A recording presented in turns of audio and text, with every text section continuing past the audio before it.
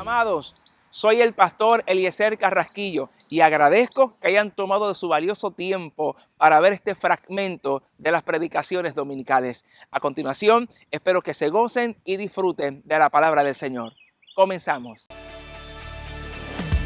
Quiero ser transformado y cambiado por el poder de tu palabra que es vida y eficaz. Quiero amarte y servirte, vivir anclado en la verdad, pues tú sabes que en mi corazón solo hay deseos de agradarte.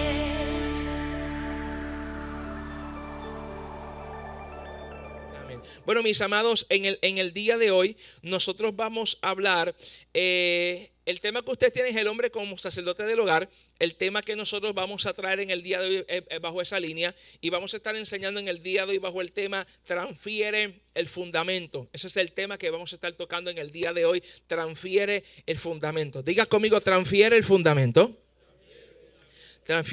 ¿Ustedes siempre son así de obedientes o son los sábados nada más en la mañana? Bueno, hay que preguntar a sus esposas, ¿está bien? Así que transfiere el fundamento, es el tema que vamos a estar tocando en el día de hoy. Déjeme darle un pequeño resumen de una manera somera. La palabra somera significa superficial o por encima. Permítame darle un breve resumen. Hoy hablaremos el fundamento que tenía Jesús, número 2, cómo Jesús fue receptor del fundamento. Y número 3, cómo fue portador del fundamento. Porque para usted llegar a ser portador de algo, primero tiene que ser receptor. Amén, mis amados. Amén. Así que esos 3 puntos vamos a estar tocando en el día de hoy. Comencemos definiendo qué es un fundamento. Según el diccionario de la Real Academia Española, o conocida en sus siglas como DRAE, el fundamento es principio y cimiento en que se estriba y sobre el cual se apoya un edificio o otra cosa. La palabra estribar es descansar. En otras palabras, si el cimiento es donde descansa y se apoya lo que construimos, significa que todo líder de hogar, en este caso sacerdote del hogar, debe analizar su fundamento. De esto depende el futuro de nuestras familias. Un ejemplo como eso lo podemos ver en Mateo capítulo 7. Versículo 24 al 27, donde nos muestra la diferencia entre edificar una casa sobre la roca y edificar una casa sobre la arena, ¿verdad? Así que en el día de hoy vamos a analizar con qué materiales estamos construyendo nuestra familia.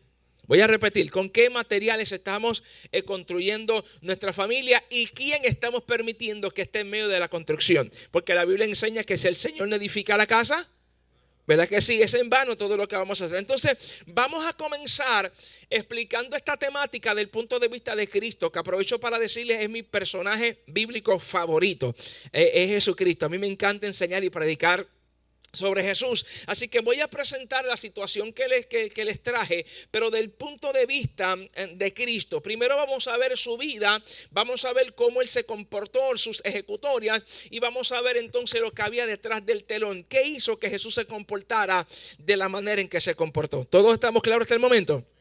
Número 1, vamos entonces a analizar a Jesús. Número 1, ¿cómo Jesús vivió?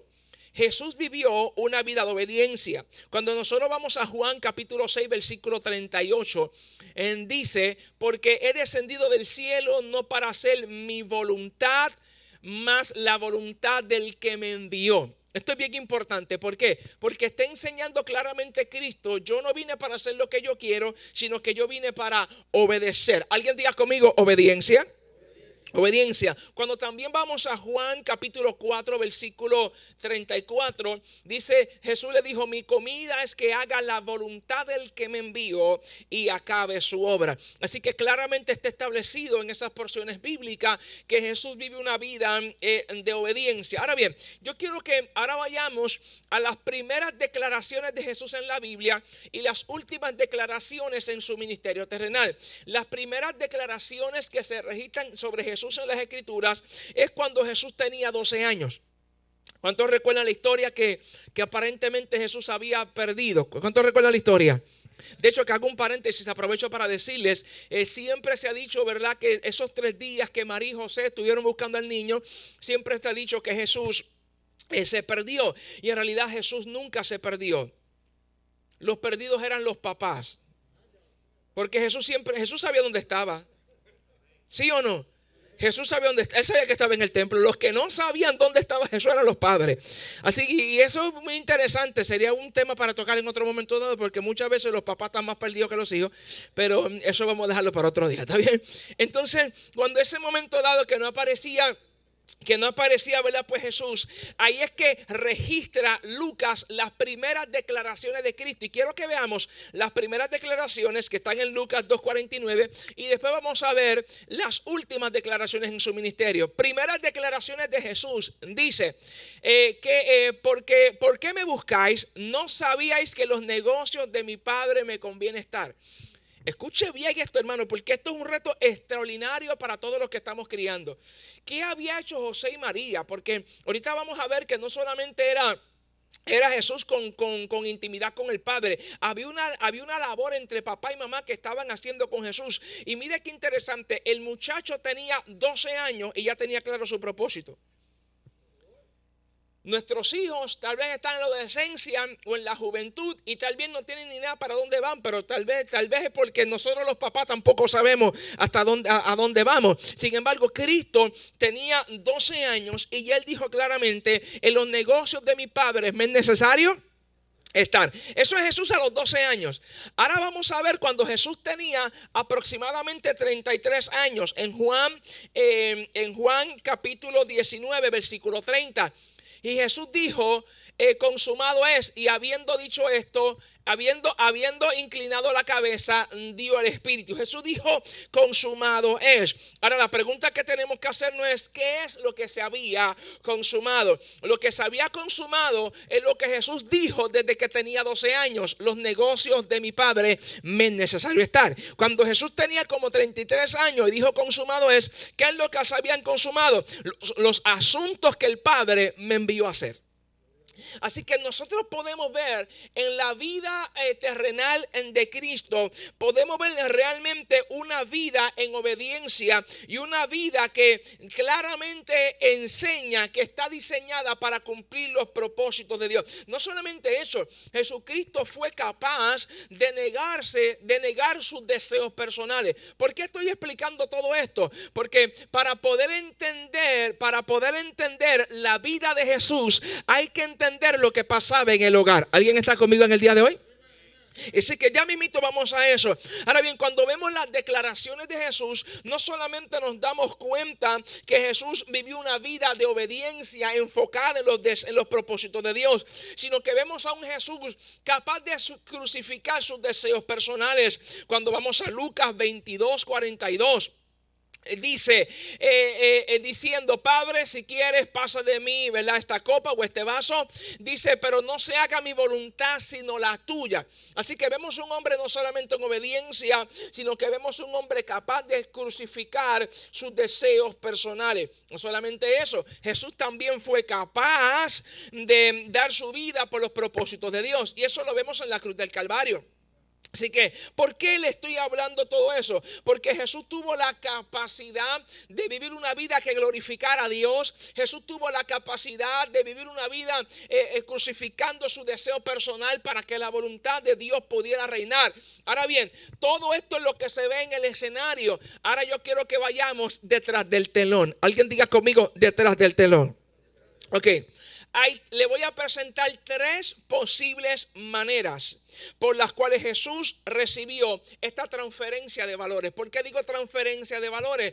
Porque las ejecutorias, el despertar, el caminar, todo lo que Jesús hacía, manifestaba Jesús los principios o los valores del reino de Dios. Y eso no viene de manera instantánea. Hay un proceso que la persona tiene que atravesar para poder reflejar los principios del reino de Dios. Y le voy a presentar en este momento dado 3 posibles causas por las cuales Jesús recibió estas transferencias del reino de Dios. Diga conmigo: le transfirieron.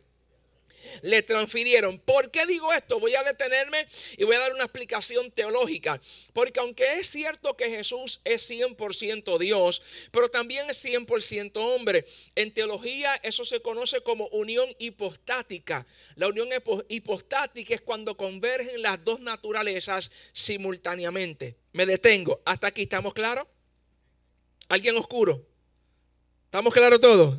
Ok, ¿por qué le digo eso? Porque aunque Él era Dios, Él fue 100% humano y Jesús tuvo que atravesar todo lo que nosotros atravesamos, si no fuera entonces nuestro sustituto. O sea, Jesús vivió lo que todo ser humano vivió. La Biblia enseña que fue tentado en todo. Jesús, aunque era Dios cuando nació, Él tuvo que aprender a gatear, Él tuvo que aprender a caminar, Él tuvo que aprender a hablar y le tuvieron que enseñar las cosas para que fuera un niño conforme a los propósitos de Dios. Lo sabemos porque los evangelios claramente enseñan que Él crecía en gracia y sabiduría y también crecía en estatura. O sea, para crecer, si Él es Dios, Él no necesita crecer en sabiduría, porque Dios no necesita nada, Él lo tiene todo.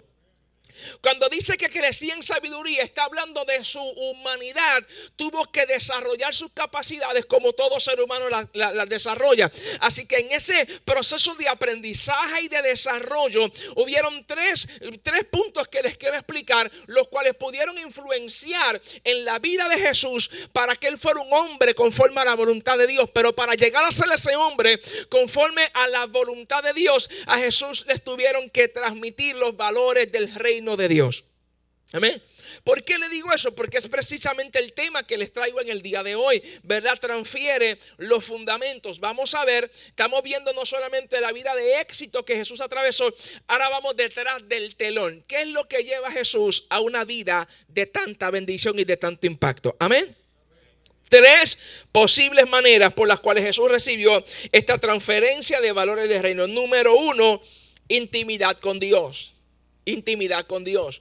Número dos, le voy a presentar estudio de las escrituras. Y número tres, transferencia familiar de valores. Número uno, ¿qué hacía la oración? Número dos, ¿qué hacían las escrituras? Y número tres, ¿qué Jesús consiguió en el núcleo del hogar? Y es ahí donde queremos llegar, ¿verdad que sí? Cómo nosotros como hombres podemos ser efectivos en nuestro sacerdocio. Se supone que alguien dijera amén, gloria a Dios, o mi alma te alaba. Que esta enseñanza haya sido de bendición para cada una de sus vidas. Recuerde, si no lo ha hecho, suscribirse a nuestro canal de YouTube, darle la campanita y también seguirnos en nuestras páginas en las redes sociales. Nos consigue en Facebook y en Instagram como Anclados en la Verdad. Bendiciones y será hasta la próxima semana.